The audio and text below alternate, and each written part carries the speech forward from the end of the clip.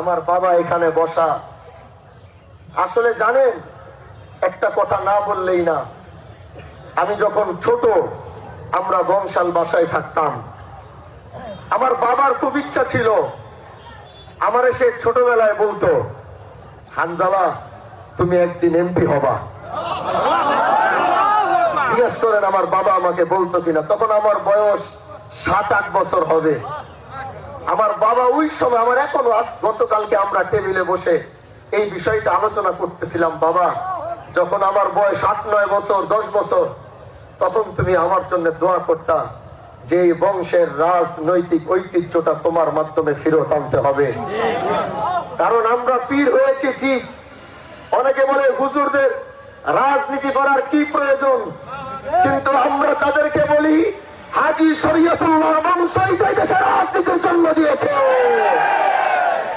এজন্য বাবা বলতো, কারণ দাদাজান রহমতুল্লাহ আলাইহি ইয়েমেনে ছিলেন, এমপি ছিলেন, তার বাবা বলতো রাজনৈতিক সে ঐতিহ্যটা। পরে বড় চাচা মুসলিউদ্দিন আহমদ আবু বকর মিয়া রহমতুল্লাহ আলাইহি, উনিও রাজনৈতিক মধ্যে খুব সক্রিয় ছিলেন। উনার পর থেকে এই রাজনৈতিক যে ধারাটা মুসলিউদ্দিন আহমদ আবু বকর মিয়া রহমতুল্লাহ আলাইহির পর থেকে পুরো দেশব্যাপী, বাংলাদেশ ব্যাপী যে রাজনৈতিক একটা ধারা আমাদের ছিল, সেটা অনেকটা চলে গিয়েছিল। বাবার সেই দোয়া হয়তো আজ থেকে অনেক বছর আগে ছিল, আল্লাহ হয়তো 2026-এ কবুল করেছে। এজন্য আমার সাথে এতদিন যা হয়েছে, আমি একটি কথা পরিষ্কার করে আপনাদেরকে বলে দেই, আমার সাথে এতদিন যা হয়েছে আমি এতটুকু বলতে পারি যে এই জিনিসটা আমার নিজের কন্ট্রোলে ছিল না। আল্লাহর কসম, আমার প্রতিটা ধাপ আর সে আজিমের মালিকের হুকুমে ছিল। আমি রাজনীতির মাঠে আসতে চাই নাই, বিশ্বাস করবেন কিনা জানি না, আমি আসতে চাই নাই। আমার নেতৃবৃন্দ আমাকে জোর করেছে, বলছে ভাই আর মাত্র 7 দিন সময়, আপনি এখনই কি করবেন করেন। তাদের প্রেসারে পড়ে চিন্তা, বাবারে জিজ্ঞাসা করলাম, বাবা বলে দেখো কি করা যায়। চেষ্টা করলাম, চেষ্টা করার পর 7 দিনের ভিতরে ডিসিশন নিয়ে 20 তারিখের মধ্যে নমিনেশন সাবমিট করলাম।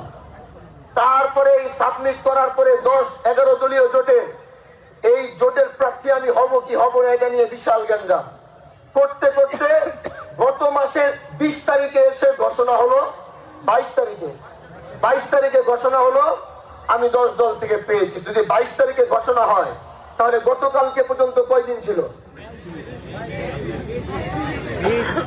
হ্যাঁ 20 দিন। 20 দিনের মধ্যে 10 তারিখ পর্যন্ত প্রচারণা, তাহলে কয়দিন? 18 দিনে এই দেশের মানুষ শিবচরের রাজনীতির সমীকরণ পাল্টিয়ে দিয়েছে। মার্কা চিনাতেই তো মিয়া 1 বছর লাগে, কিন্তু এই রিকশার মার্কা আমার যুবক ভাইরা সবার কাছে চিনিয়েছে। ওরা এক একজন হানজালা হয়ে শিবচরের প্রতিটা বাড়িতে গিয়ে মার্কা চিনিয়েছে। প্রবাসী ভাইরা ভিডিওর মাধ্যমে, অনলাইনের মাধ্যমে মার্কা চিনিয়েছে। হাজার হাজার হানজালা তৈরি হয়েছে। আর বেশি লম্বা কথা বলবো না, আজকের মতো এখানেই বিদায় নিব। সবকিছু ঠিক থাকলে হয়তো 2-1-এর মধ্যেই শপথ গ্রহণ করব। সেই শপথ গ্রহণ করার পর হাজী শরীয়তুল্লাহর সন্তান যখন বাংলাদেশ জাতীয় সংসদে দাঁড়াবে, একটি কথা বলেছিলাম, গোটা সংসদ তাকিয়ে দেখবে সে কে। ইনশাআল্লাহ গোটা বাংলাদেশ দেখবে। বিরোধী দল হোক আর দলীয় প্রধান হোক, তারা দেখবে যে এই কথা তাকে বলে, তার সূত্র টান দিতে গিয়ে দেখবে ব্রিটিশ বিরোধী আন্দোলনের অগ্রনায়কের সন্তান তারা। আমরা শুধু শিবচর নিয়ে কথা বলতে চাই না, আমরা গোটা বাংলাদেশের পক্ষে কথা বলবো। আমরা গোটা বাংলাদেশের মুসলিমদের পক্ষে কথা বলবো।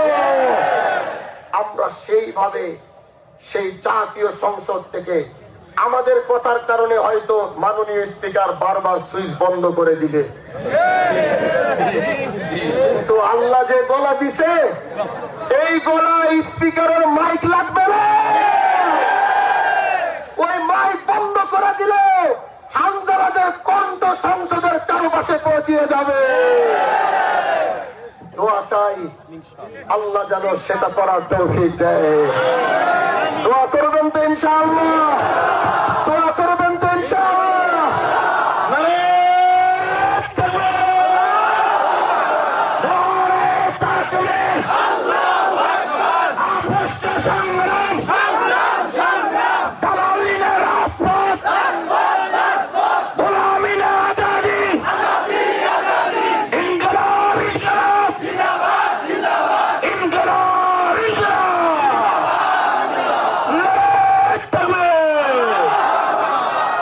نصر من الله وفتح